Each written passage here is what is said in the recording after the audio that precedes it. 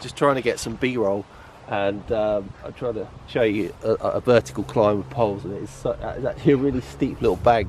So I'm going to try again, take two. Hey, welcome back to the channel. So in this video I'm talking about the trekking poles that I use for long distance backpacking trips, general sort of day walks, and I'm going to go into a little bit of detail in terms of the benefits. Do you need trekking poles, yes or no? And I'll have a quick look at the poles that I use, which are collapsible hiking poles, which are just ace. Highly recommend them, so I'll talk about those. So let's get to it. So hey everyone, today I'm tackling a question a lot of hikers and backpackers ask: do you really need trekking poles?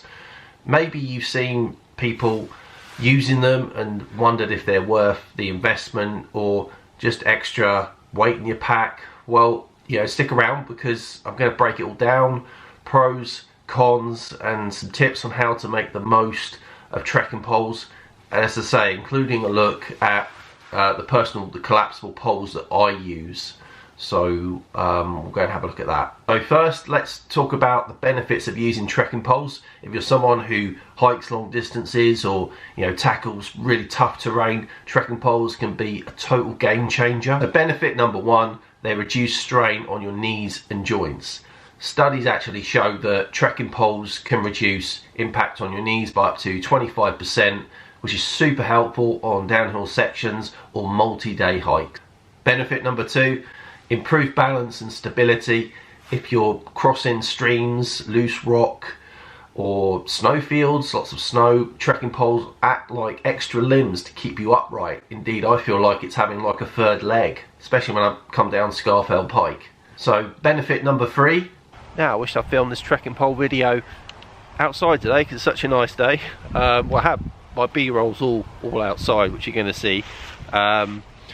But fantastic autumnal day, and to film a video on trekking poles. That's one, two, three. Versatility. Trekking poles aren't just for walking, they're also a key piece of gear for ultralight backpackers. Many trekking pole tents use them as structural supports, like the Lanshan 1 or the Durston Mid, is it? So you can ditch the traditional tent poles and save some serious weight in your pack. I'm definitely going to be looking to get a trekking pole tent for my long distance hiking trip next summer. So let's talk about my personal trekking poles. I use collapsible ones from Outkit, and honestly they're the perfect balance of convenience and functionality. When I don't need them, say on flat sections of a trail, I can fold them up and strap them to my pack. They're very compact and they're lightweight, so I hardly notice them when I'm not using them. They make a huge difference because they just compact down very small. Collapsible poles are also great because they're adjustable. You can shorten them for uphill climbs or lengthen them for descents. Plus, as I say, they pack down very small, which makes them ideal for travel or if space in your pack is limited. Alright, so we've covered the benefits, but what about the downsides? For one, trekking poles do add weight, even lightweight collapsible ones. If you're a minimalist or ultralight hiker, this might not appeal to you.